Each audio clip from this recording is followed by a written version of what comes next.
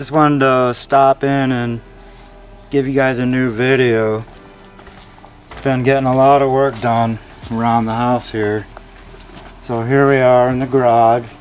Just show you the power wall real quick. Getting about 40 amps coming in on the grid tie. Yes, we've had a few power outages and the system's working great. It does power up mostly everything in the house except for 220 appliances. And I got something new that I got is this A&L fuse with a voltage display. We're getting about 14.2, 14.5 volts, around 14 going into the grid tie. What I did is I bypassed this breaker because I'm getting too much power coming in, and this grid tie is only going to handle about 40 amps. 45, I've had it up to 50 and it was blowing this breaker out. So as you can see, it's only getting about 40 amps right now. Batteries are completely full, so I haven't had that on in a couple days. Alright, let's go out back and see what kind of progress I made. Been doing a lot of gardening, and on the array right here, my first array, I did a cement slab. And then I'm going to put my plants in the front there. It's looking pretty good. Alright, and here's some of the garden over here. Got a nice jalapeno plant, potatoes, celery, beans right there, bell peppers right there, and then check out my tomatoes. My tomato plants are getting huge back here, and they're loaded with tomatoes. And I also got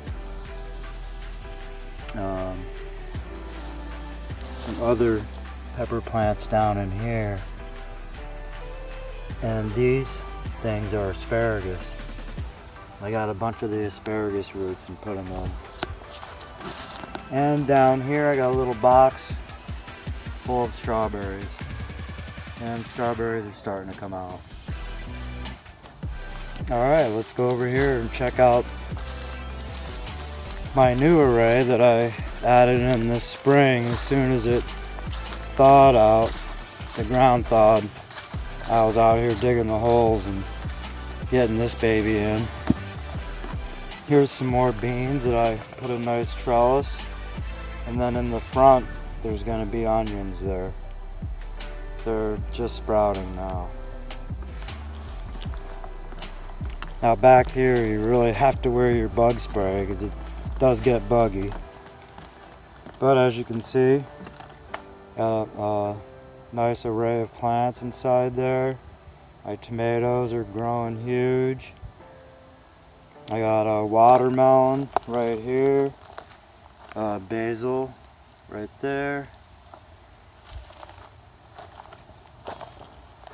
all kinds of tomatoes, peppers, oregano, basil, cilantro, you name it, we have it.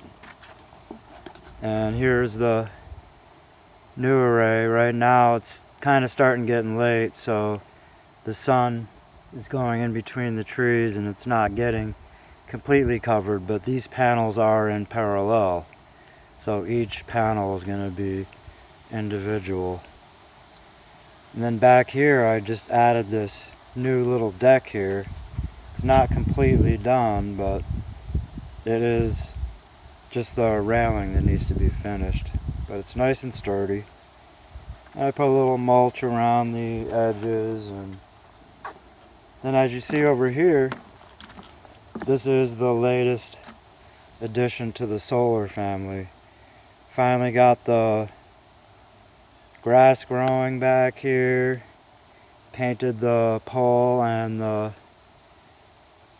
satellite. It was an old satellite bracket, and what I did is I have the actuator on here, and when the sun comes up over here, this is where it'll be, and then as the tracking tracks the sun, it will slowly move over to where the sun is right now. And I've already tested this out. I have the whole tracking set up, the battery, everything ready to go. I just got to mount my box right here, and then we'll be good to go. And what I'm going to do is run the wiring back over to the other array, and then it will interconnect with those panels, but everything's in parallel. So we'll have 800 watts over here that will go.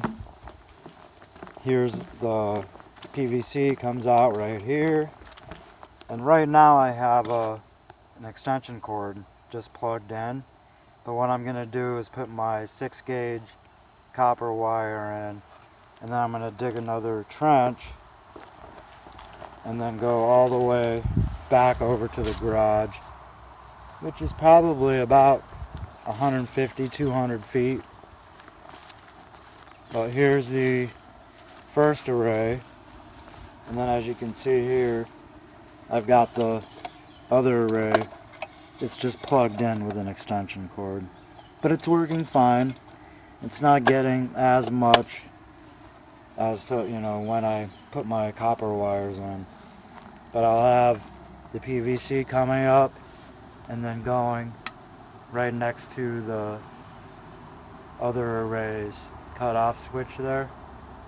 Then I'll have 2 separate arrays where I can do 2 separate grid ties and 2 separate charge controllers. It's Renogy 40 amps. So each array should be just about the same coming in. Probably the further array will be a little less amps. But for now, that's what I can do. I think it's coming out really good, and the tracking system will supply more power longer throughout the day instead of just having a stationary array like on your roof that doesn't move. This will be 30 to 40% more power per day on the tracking system. So it is well worth it to set up a tracker, and that's what I did on the first one. It's really producing some good power. Alright, thanks for coming to check out the video. Here's my truck. My old Chevy, I'm fixing her up. Oh, and as you see here, I also charge my lawnmower and my weed whacker and my leaf blower. I charge right up off the grid tie. So during the day, this is my charging station. It's right above the battery box. I got 500 amp hours and sealed lead acid batteries. And this basically tells you what the temperature of the box is. So it's 23.6, which is 73 degrees inside the box. Now that's pretty damn good considering it's over 80 degrees in here in the garage. And let's see what the battery temperature is.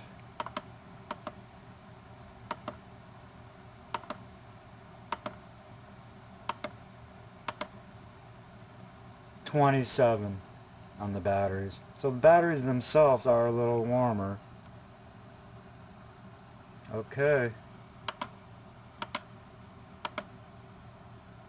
I guess I could throw a little power into it. It's a tiny bit low. Well, let's switch her over. Let's hit that on and then shut the grid tie off. Switch here. There we go.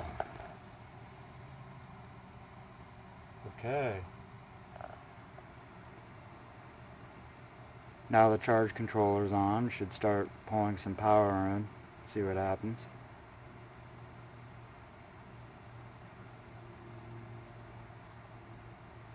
There we go.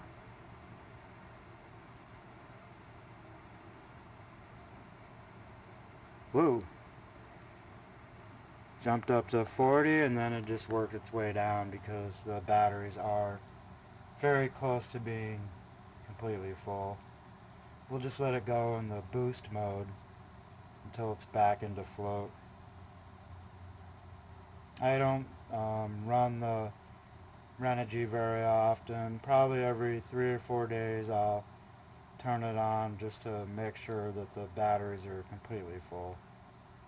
I'd love to have a separate array just to float the batteries on, but I've been running the grid tie inverter. Eventually I'm going to have 2 grid tie inverters so that I can run both sides of the breaker box. Right now it's only on one side, but what I'm going to do is I'm going to run 2 outlets onto my power wall so I can plug in, and then each outlet will be on the one leg of the 220. So that'll send power to each leg of the 220, which is your 110. Inside the house, it's hard to say what's on the side of this grid tie right now because I haven't tested all the outlets to find out or check to see what side it's actually going to on the breaker. But that'll have to be another day when I get more time and money to invest in another grid tie, and then I can just wire up the boxes and I'll put them right on the wall right there. Alright, well I hope you enjoyed the video. Another solar and garden update. Now we're getting the garden going. I hope you enjoyed. Thanks for watching. Talk to you later. Bye.